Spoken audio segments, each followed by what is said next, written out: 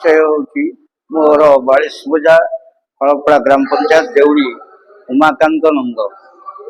गुरु वंदना उत्सव उत्कल विकास परिषद तरफ 42 ପୂଜା କଟକ ସଦର ବିକାଶ ପରିଷଦର ଆଜି ଗୁରୁ ବନ୍ଦନା ଉପରେ ସମସ୍ତ ଗୁରୁମାନଙ୍କୁ ଆମେ ପ୍ରଣାମ ଜଣାଇ ତାଙ୍କୁ ଗୁରୁ ପୂଜା କରାଇଲୁ ଏବଂ ଆଜିକାର ଯେଉଁ ଗୁରୁ ଦିବସ ରାଧାକୃଷ୍ଣନ ଯେଉଁ ଜନ୍ମ ହେଇଥିଲେ ଜନ୍ମ ଉତ୍ସବ ତାଙ୍କର ପାଳନ କରୁଛୁ ସେ କେମିତି ତାଙ୍କର ପାଳନ କରିଥିବା ଆଜି ସାରା ଭାରତବର୍ଷକୁ ଦିଗ୍ଦର୍ଶନ ଦେଇଛନ୍ତି ସାରା ବିଶ୍ୱରେ।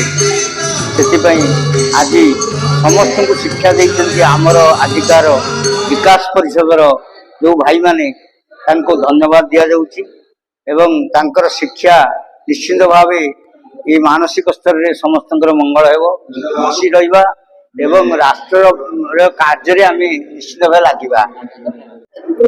ମୋ ନାଁ ଶରଦ ନଳିନୀ ପରିଜା। ମୁଁ ଜଣେ ଅବସରପ୍ରାପ୍ତ ପ୍ରଧାନ ଶିକ୍ଷୟିତ୍ରୀ।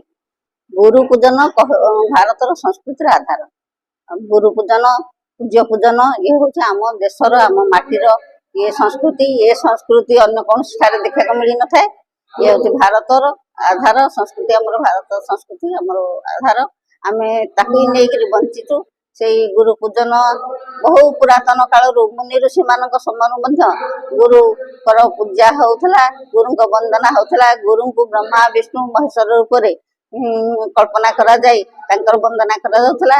ଆଜି ମଧ୍ୟ ସେ ସବୁ ରହିଛି, କିଛି ମାତ୍ରାରେ କମି ଯାଇଛି ସତ, କିନ୍ତୁ ସେ ସମ୍ପୂର୍ଣ୍ଣ ଲୁପ୍ତ ହେଇଯାଇନି। ହଁ, ଅବକ୍ଷ ପଦରେ ଦିଗରେ ଧାଇଁଛି, କିନ୍ତୁ କିଛି ପୁଣ୍ୟାତ୍ମା କିଛି ଦୂରଦ୍ରଷ୍ଟା ଆମ ସମାଜରେ ଅଛନ୍ତି ଯେଉଁମାନେ କି ଏହାକୁ ପୁନରୁତ୍ଥାନ କରିବା ପାଇଁ ଚେଷ୍ଟା ଚଲେଇଛନ୍ତି। ଆଉ ଉଚ୍ଚତର ଛାତ୍ର ମାନେ ଆଗାମୀ ଭବିଷ୍ୟତ ପାଇଁ ଗୋଟେ ଗତିକୁଣ୍ଠ ହେବେ।